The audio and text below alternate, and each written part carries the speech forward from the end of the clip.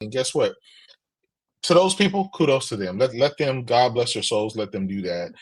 But to everybody else, we've been lied to enough. Like they say, the first time, shame on you, the next time, shame on me, and then on and on and on. And I think we've seen this rabbit hole go down so many times. We're able to, we don't have the filters on. We get to see the BS. We get to actually read the fine line and see exactly what was said.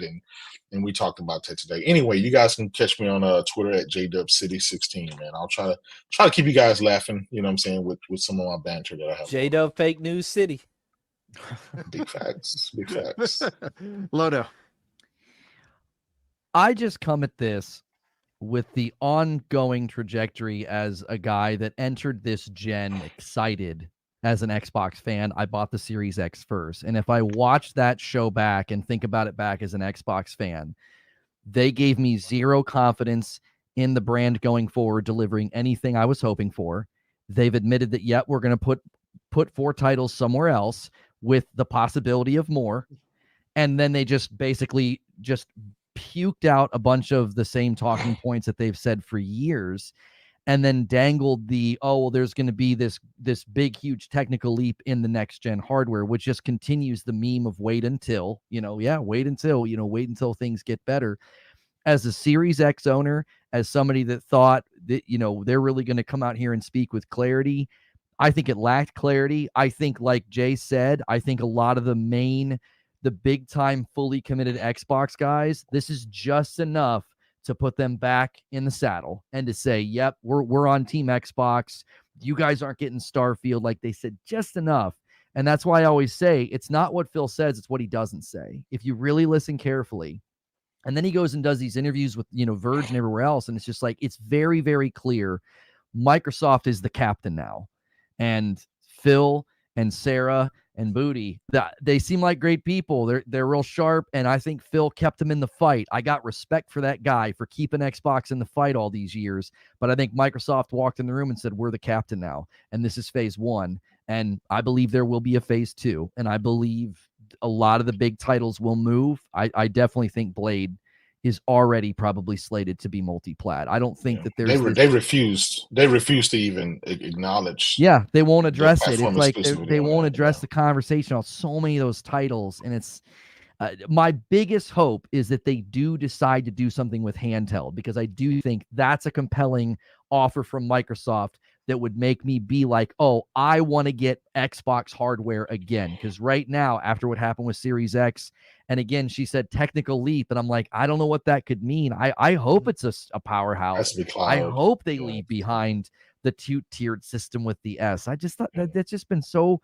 not helpful. And I think devs are going to continue to look at that. A point I wanted to make when I was talking about nobody's building a digital library on Xbox, third-party developers are going to think about that. You have a culture that doesn't build a library, they use a service. And it's like, do you really want to build games for over there? I think third-party devs are going to look at this messaging and look at this pattern and say, what are we investing in over there if we build a game for over there? What's the point? It doesn't seem like this concrete value offer of power and next gen. It's this weird nebulous thing. I think the PS5 Pro is going to be very winsome to devs, and it's going to really turn the tide in the third-party war. And that's where you're going to see, like you said, games like Grand Blue and stuff, just inadvertent exclusives will continue, I think, going forward. That's why this guy's a professional. Every bit of that. Yeah, that's why this guy gets paid the big bucks. There you go. Yeah, I second all of that for sure. Yeah. Well, for me to be clear, I am not team Xbox or PlayStation. I sold my Xbox because I just wasn't using it, but I did like it. I was impressed by the backwards compatibility. I'm team Princess Peach for sure. But no, I mean, Super Mario Wonder, Super Mario RPG. Come on, guys. Yeah. Yes, there's a cadence on Nintendo. Absolutely. Yeah. So to Lono's point about Microsoft being captain, I feel like that was always the case, right? And Phil Spencer did put up a good fight. He did put up a good fight to try to make gaming more than what it was at Microsoft. I just don't see in the long run that truly changing anything. Handheld would be really cool, but I think there's 2 ways they could go about it. They could go about it the way they are, where they're just letting other OEMs make devices. And REG, I tested that Ally.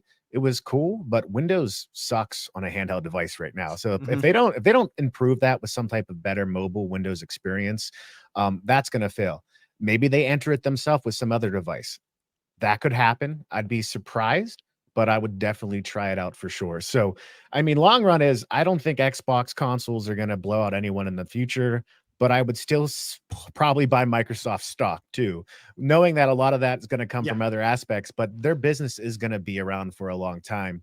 And to the comment about Blade, I mean, honestly, I'd say I hope Blade is multi-platform for the sake of that game, because one, I love Blade. I hope it's a good game, and I'm a game developer myself. I want game developers to succeed. And the reality is locking yourself into a platform not a lot of people are playing is poor as well. So, I mean, those are my 2 cents. Nothing surprised me out of this at all, and I do think it was a complete waste of time. Not this podcast, but that interview. I echo that. I felt like that it was a 22-minute nothing burger, that I was the worst case scenario for them. Again, 4 vague games that now we can speculate on what they might be. And then of course, people are going to say, well, if they brought these 4, what's going to happen next? What's going to happen next? What I was wanting from this, because I believe in their vision about games everywhere. I think they're thinking of it and the future in the right way with the right tech, and just basically saying like, hey, every screen is an Xbox. Okay, cool.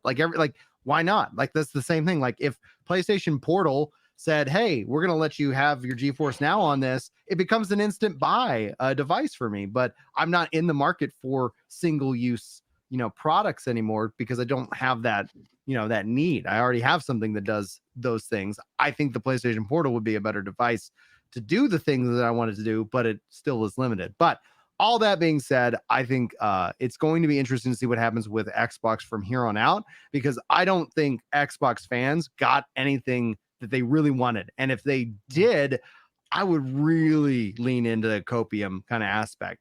From a technological perspective, I think, yes, they weren't going to leave the console market, but what is a console for them in this next technical leap? I think we got a lot of PR and a big nothing burger. And I honestly, I felt like I wasted my time. And at the same time, then going back to Colt Eastwood's, like shocking face and all that, like all these little things of hopium that have been, on the internet. I was like, yeah, that was like, I said, what's the worst case scenario? And then while watching it, I go, oh, this is that worst case scenario that I thought that they would do. They'd get up here. They wouldn't really be clear. They have confusing messaging and they look defeated. And I think that's just going to accelerate this into whatever Summer Games Fest tends to be.